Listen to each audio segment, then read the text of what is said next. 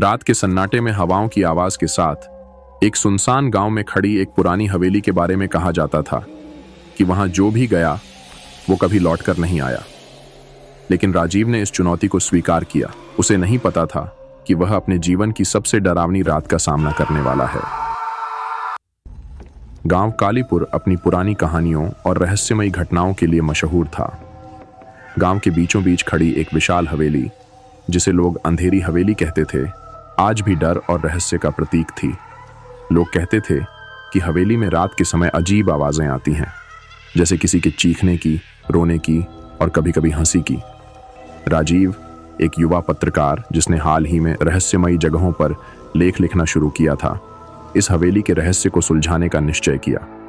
वह मानता था कि यह सब अफवाह है और वह सच को दुनिया के सामने लाना चाहता था। रात का आगमन, राजीव ने अपना बैग उठाया जिसमें टॉर्च, कैमरा और कुछ जरूरी सामान था और हवेली की ओर बढ़ चला। रास्ता घने पेड़ों और सूने खेतों के बीच से होकर गुजरता था। चांदनी रात होने के बावजूद हवेली के आसपास का इलाका अजीब सा अंधेरा ओढ़े हुए था। हवेली के गेट पर पहुंचते ही उसने महसूस किया कि यहाँ का माहौल बाकी जगहों से अलग था। हवाओं में एक ठंडक थी और ऐसा लग रहा था जैसे किसी की नजरें उसे देख रही हों। उसने अपने कैमरे को ऑन किया और गेट को धक्का दिया। गेट की चरमराहट ने सन्नाटे को तोड़ दिया। हवेली के अंदर का दृश्य और भी डरावना था। पुरानी लकड़ी की सीढ़ियां, दीवारों पर उखड़ी हुई पेंटिंग्स और फर्श पर बिखरे हुए टूटे फर्नीचर। लेकिन सबसे अजीब था वह कोना, जहां एक पुरानी घड़ी अब भी धीमे धीमे टिक टिक कर रही थी, जैसे समय को रोकने की कोशिश कर रही हो। राजीव ने अपना टॉर्च जलाया और एक एक कमरे का निरीक्षण करना शुरू किया। पहले कुछ कमरे खाली थे, लेकिन तीसरे कमरे में उसे एक पुराना झूला मिला। झूला धीरे धीरे हिल रहा था, जबकि हवा बिल्कुल बंद थी। राजीव ने इसे हवा का खेल समझकर नजरअंदाज किया और आगे बढ़ा। अजीब घटनाएं, जैसे जैसे वह हवेली के अंदर बढ़ता गया, अजीब घटनाएं शुरू हो गईं। एक बार उसे लगा कि कोई उसके पीछे चल रहा है। उसने पलट कर देखा, लेकिन वहां कोई नहीं था। फिर उसे एक कोने से किसी बच्चे के रोने की आवाज सुनाई दी। वह आवाज की दिशा में गया, लेकिन वहां सिर्फ एक पुरानी गुड़िया पड़ी थी। गुड़िया की आंखें जैसे उसे घूर रही थीं।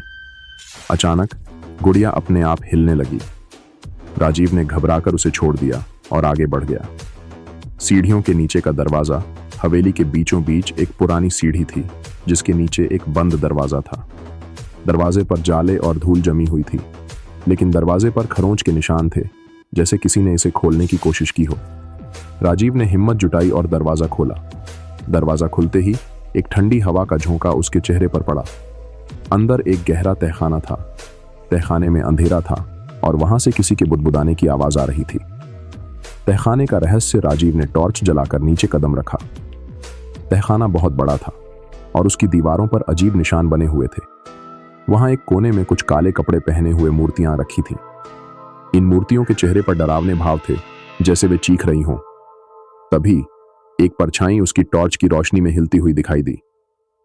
वह पलटा, लेकिन वहां कोई नहीं था। अचानक उसे महसूस हुआ कि कोई उसके कंधे पर हाथ रख रहा है।